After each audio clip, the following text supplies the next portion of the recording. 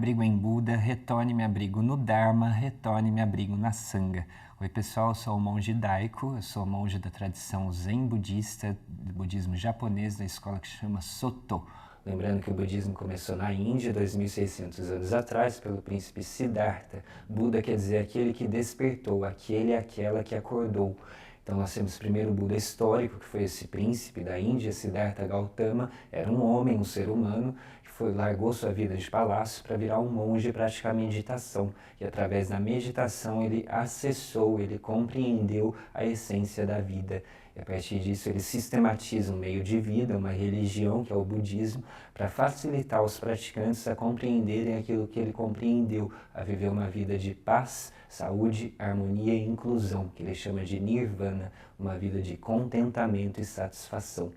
Então, a base da nossa prática é meditação, que eu chamo de Zazen. Za quer dizer sentar e Zen é um estado profundo de meditação.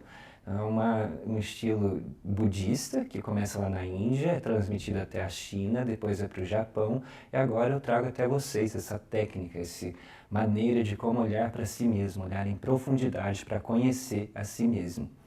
Hoje eu quero falar com vocês um assunto que eu acho que quase todo mundo deve gostar, que é o budismo e o futebol.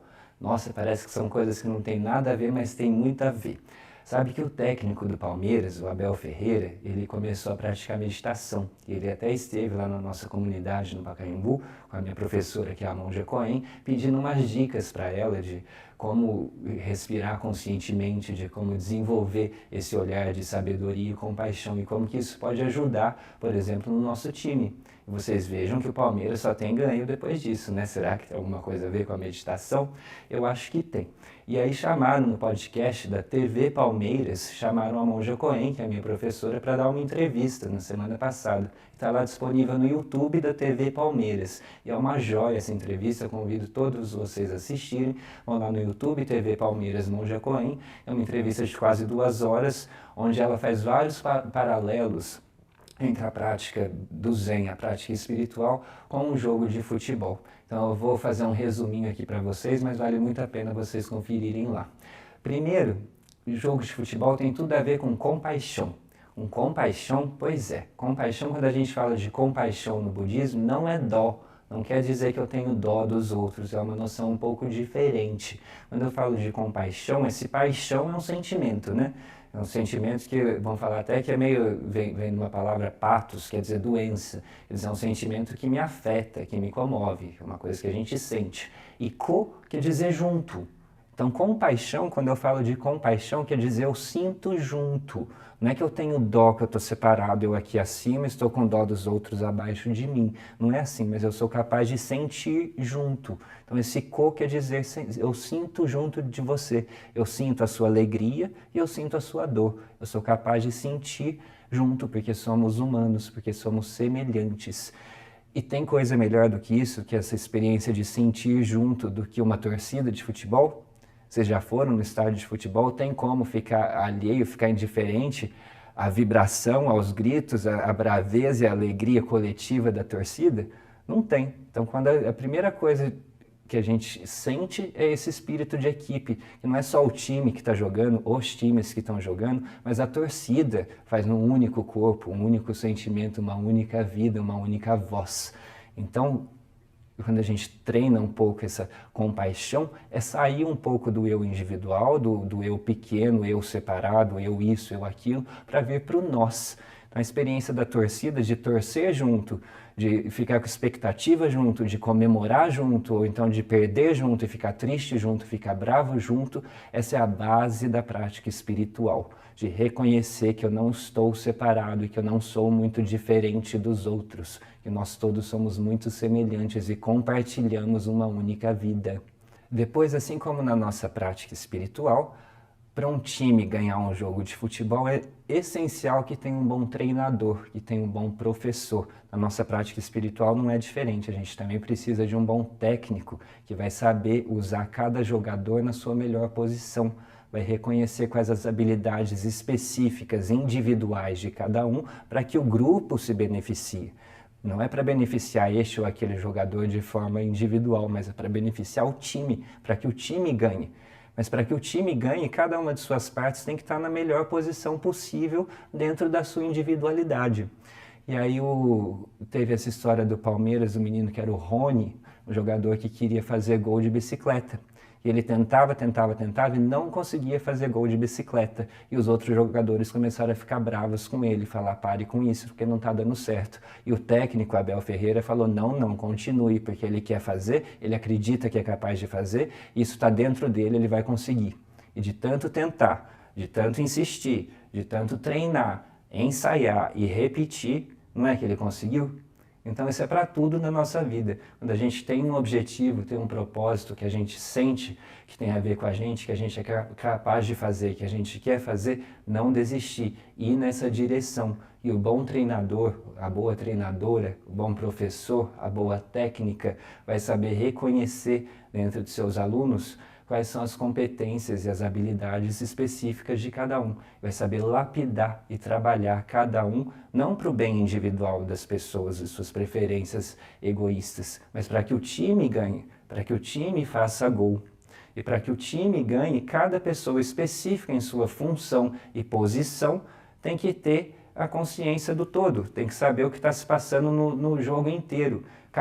O artilheiro tem que saber o que faz o zagueiro e tem que estar presente em íntima relação de harmonia para saber a hora certa de fazer um passe. Então não é dizer que eu jogo sozinho, não, se eu não tiver em íntimo contato, se eu não tiver intimidade com o jogo, com o todo, o time não ganha. E para isso a gente precisa estar presente, precisa estar em plena presença absoluta. Vocês imaginam o jogador vai bater o pênalti e está pensando no que tem que comprar no supermercado depois, está pensando que alguém falou de um jeito que ele não gostou, que está com vontade de ir no banheiro, de tomar sorvete? Não tem cabimento, não vai fazer o pênalti.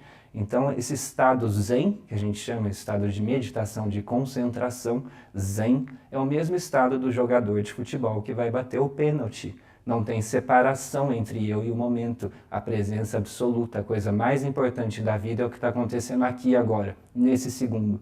Então esse estado é treinado, é desenvolvido e serve para tudo na nossa vida se a gente quiser fazer gol. E veja só, quando a gente fala de presença absoluta, é presença inteira no corpo, não só na mente, não só nos pensamentos, mas plenamente presente em todas as capacidades físicas, mentais, sociais, psíquicas. Quando o mestre vai bater um pênalti, ele tem que estar consciente até dos seus olhos, porque ele tem que ir bater na bola com os olhos baixos, porque se ele olha para o gol, o goleiro é capaz de ver onde está seu olho e onde vai a bola.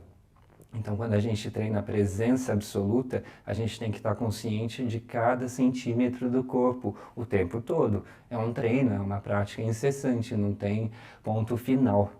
Mas quanto mais a gente desenvolver essa capacidade de voltar para o que está acontecendo aqui agora, e estar inteiramente presente no controle desse sistema biofísico do meu corpo e da minha mente, mais fácil vai ser para eu focar e para eu acertar esse gol. E para que um time se beneficie, quanto mais seus jogadores individuais tiverem essa visão periférica desenvolvida, melhor. Aliás, até diziam que o Pelé tinha uma visão periférica, ou seja, que ele era capaz de ver as coisas laterais, não só o que está na sua frente, mas o que está em volta, muito mais desenvolvida do que não só dos outros jogadores, mas que as outras pessoas. Parece que era uma coisa de 32% mais desenvolvida, a visão periférica, do que a maioria das pessoas. E por isso ele se tornou o rei Pelé. Por quê? Porque era capaz de ver o que estava à sua volta, capaz de ver o que no budismo a gente fala 360 graus.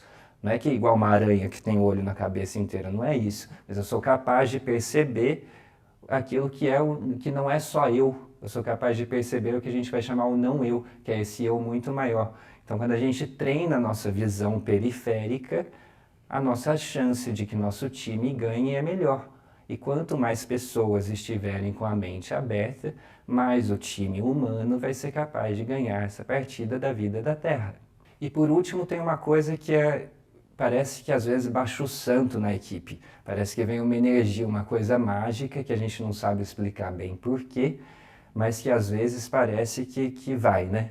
E que aí cada jogador, cada passe, cada movimento que uma pessoa faz, outra pessoa já está lá na posição e no momento exato para receber, e é como se fosse uma dança que a gente não sabe nem explicar bem por quê. E às vezes parece que essa energia está lá e às vezes parece que ela não está, que ela se vai. E não tem muito que a gente possa fazer para que essa sorte, para que essa coisa venha e se manifeste. Mas se não tiver treino, se não tiver preparo, se não tiver manutenção, se não tiver treinamento, essa sorte não aparece. Então não é que a sorte não existe, a sorte pode até vir, mas é preciso que haja muito treino, muito preparo para que isso se manifeste, para que isso aconteça. Então isso é um pouco parecido com aquilo que falam também da prática espiritual, que não é ir atrás de caçar borboletas, as borboletas que vão representar os estados agradáveis de consciência, os méritos espirituais que a gente recebe. Então a nossa prática não é ir atrás dessas borboletas, mas é cuidar do nosso jardim, é preparar o nosso terreno para que elas venham e vão livremente. Então isso é um pouco, tem a ver com a habilidade no esporte. A ideia não é vencer sempre, não é que a sorte nos acompanhe sempre, mas se não houver treinamento, se não houver insistência, repetição e preparo, essa sorte nunca vai vir. Então, o estímulo que a gente faz para vocês, para tudo na vida que for benéfico, que for bom, é não desista, treine, insista. Quanto mais treino, mais você vai desenvolver suas capacidades. E mesmo que seja difícil, quando a gente insiste, não desiste, continua indo nessa direção, por mais que haja obstáculos, a gente supera os obstáculos e vai na direção que você determinar, uma hora a gente começa a acertar e chega lá e faz gol. Pessoal, já ouviu falar desse livro? Chama Para uma Pessoa Bonita.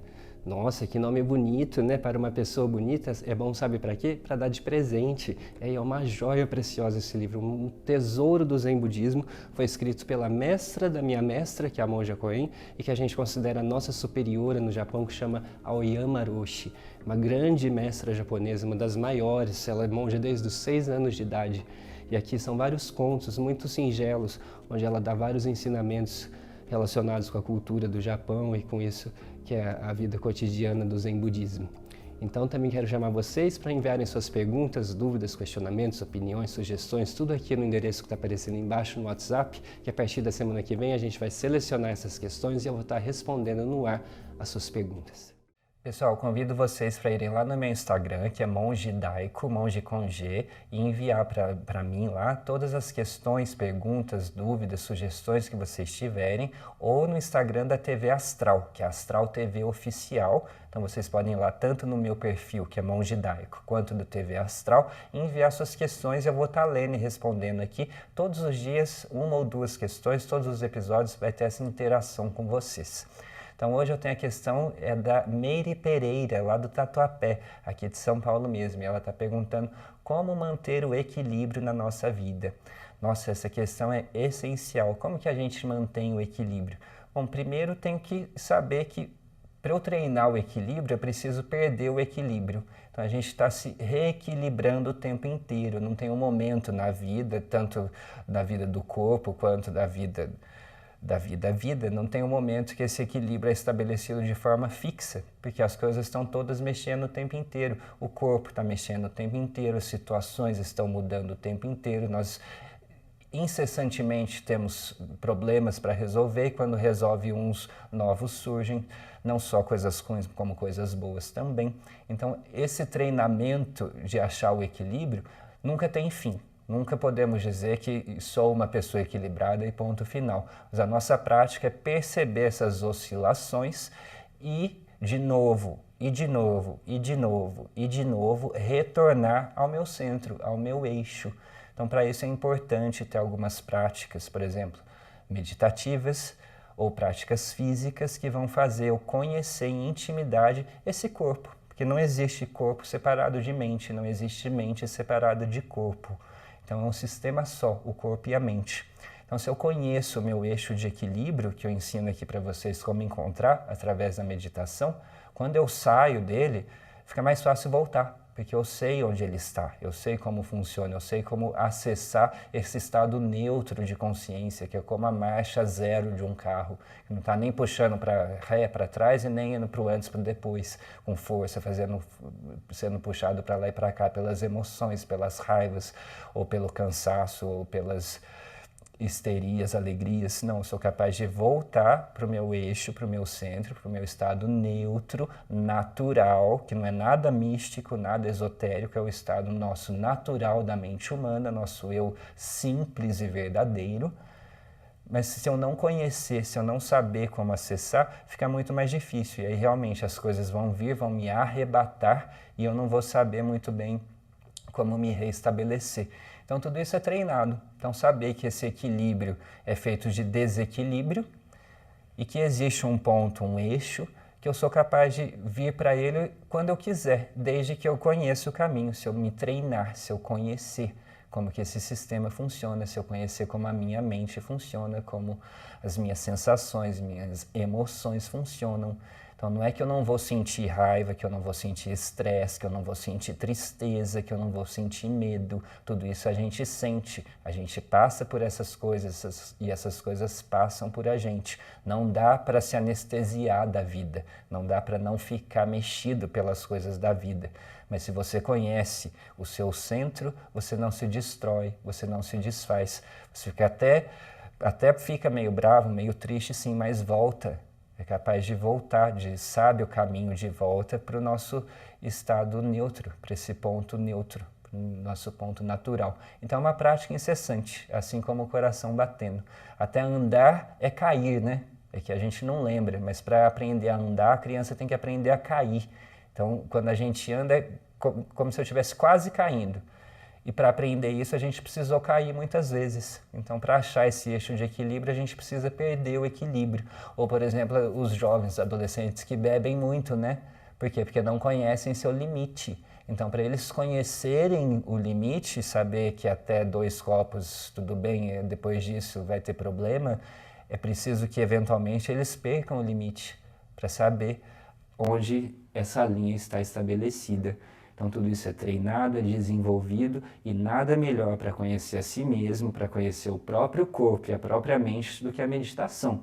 Meditar não é só ficar calmo, meditar é entrar em contato, é perceber, é tornar-se íntimo, não só com a sua mente, com as suas emoções, com suas historinhas pessoais, mas íntimo com o seu corpo e íntimo com esse momento, íntimo com a vida do todo. Quando a gente penetra esse agora, quando a gente se funde com o que está acontecendo aqui e agora, a gente percebe que toda a vida do universo está manifesta aqui e agora. Então a gente tem uma experiência de expansão, que não é ficar fechadinho nas minhas opiniões, nos meus apegos, mas eu percebo essa vida do todo. Então o equilíbrio é esse trânsito, esse fluxo entre o eu e o não eu, entre o eu e outros, entre absoluto e relativo. Existe um caminho do meio e a gente está o tempo inteiro em movimento, não ficamos fixos, nem de um lado nem de outro, e nem no meio, mas perceber que tudo que existe é esse movimento incessante, que se você estiver desperto, desperta, você é capaz de direcionar para que lado vai essa existência. Pessoal, então eu vou passar para vocês as orientações básicas da postura de meditação. A gente chama a meditação de Zazen. Za quer dizer sentar em japonês e Zen o estado profundo de meditação. Então é isso que eu vou estar ensinando para vocês todos os dias aqui como uma introdução.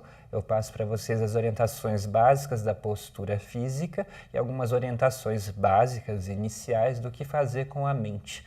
E eu convido vocês a irem praticando de forma sistemática, regular e, se possível, gradual. Ou seja, comecem com 5 minutos, depois com 7 minutos, depois 12 minutos, 15 minutos, quem sabe até meia hora.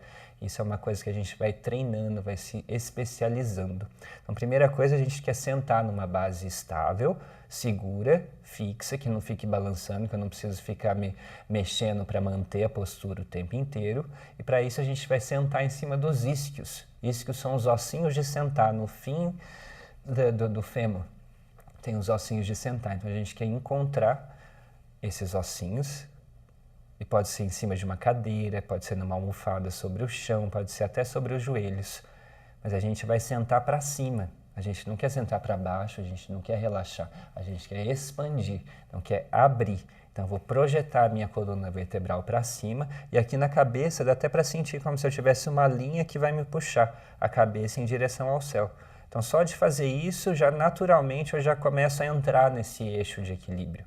Já começo a achar um eixo que é físico, que é o eixo do corpo, que vão chamar de eixo axial, que é toda essa ossatura aqui do tronco, que vai sustentar a cabeça e os órgãos vitais, a parte mais importante do corpo. Então, vou encontrar esse eixo que é físico para começar a conhecer o eixo espiritual, o eixo mental, emocional. Então, a gente pode pôr as mãos no que eu chamo de mudra cósmico. A mão direita vai vir embaixo e a esquerda vai vir em cima, e os polegares vão se tocar levemente. E só de me colocar nessa postura, vocês vão perceber que naturalmente a nossa mente muda.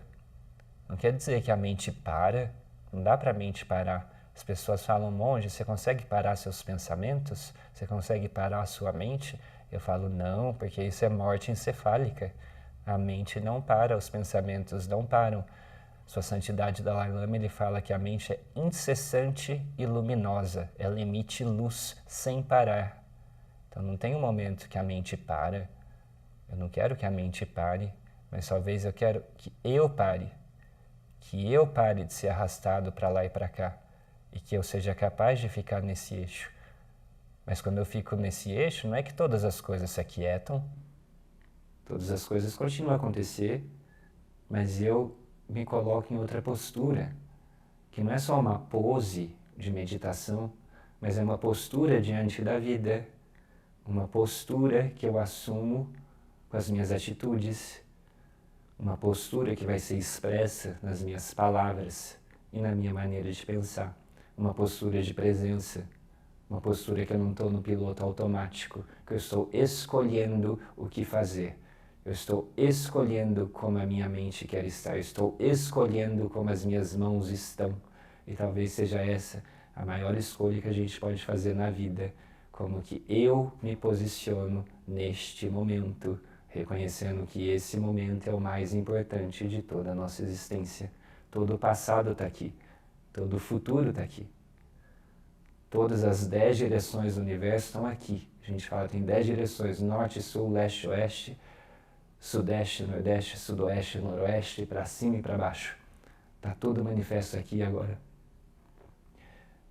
Então, vou me colocar numa postura ativa, mas que é tranquila. Então, eu estou ativo em tranquilidade, estou tranquilo na atividade de perceber a mim mesmo. E quando eu percebo a mim mesmo, eu estou percebendo a vida.